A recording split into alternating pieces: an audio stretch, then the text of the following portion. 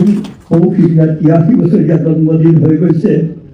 মই ভবা নাছিলোঁ 83 বছৰতো এই দুৰ্গত নিষ্পেষিত হৈ থকা এই উদাসীন ভকতসকলে কিবা কেতিয়াবা আৰ্থিক সাহায্যৰে কিবা সুবিধা পাবনে? এয়া সকলোৰে অৱসৰ হৈ আছিল। যুগ যুগ বাগৰি গ'ল। সত্ৰৰ অৱস্থা দিনে দিনে জহি খহি গ'ল। কিন্তু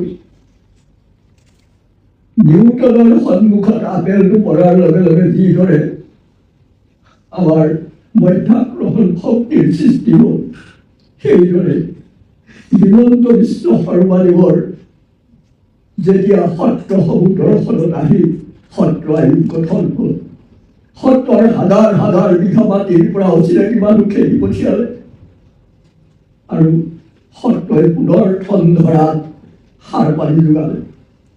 আজি ইমুখ শদিয়াৰ পৰা ধুবুৰীলে সকলো সত্ৰৰে উন্নতি, লগতে কমলাবাৰী সত্ৰখন একেবাৰে কংগ্ৰেছ বৰ্জিত মই কামকেই কৈ দিছোঁ হৈ আছিলে। তিতাবৰত যেতিয়া সংস্থাপন হ'ল, আমাৰ জনপ্ৰিয় এই সময়ৰ সিংহ চৰকাৰে প্ৰতিষ্ঠা কৰিছিল। বহুত দুৰ্দশা দুৰ্গতিৰ মাজত ইয়াত ডাঙৰ হ'ল। কিন্তু তেখেত সত্ৰলৈ যোৱাৰ লগে লগেই ৰাতিৰ পাছত সূৰ্য উদয় হোৱাৰ দি তালৈ 5 কোটি টকাৰ ঘোষণা হ'ল। 2 কোটি টকাৰ কাম সুন্দৰভাৱে চলি আছে। মই সদায় লোকসকলক আমাৰ সকলোকে কওঁ, দুটকা পইচা যে পদ্ম সোমোৱাকে তাতে এই সত্ৰখন মানি থৈ যাব পাৰোঁ। আমাৰ এতিয়া সন্ধ্যা লাগিল, সেইকাৰণে এই সন্ধ্যা লগা মানুহজনকে সম্পাদকৰ দায়িত্ব দিলে। তাৰ বিভাগীয় আমাৰ যিসকল যোৰহাট জিলা বা তিতাবৰৰ লোক আছে, আমি সেই কাম কৰি আছোঁ।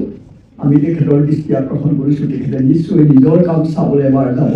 আমাৰ বিমল ভাতৃপ্ৰতিম অতি সুন্দৰ এটা ল'ৰা সাংস্কৃতিক বিভাগত আছে। মই তেওঁক আহ্বান জনাইছোঁ, তেওঁ সোনকালে তেখেতৰ কামখিনি তাত চাবগৈ।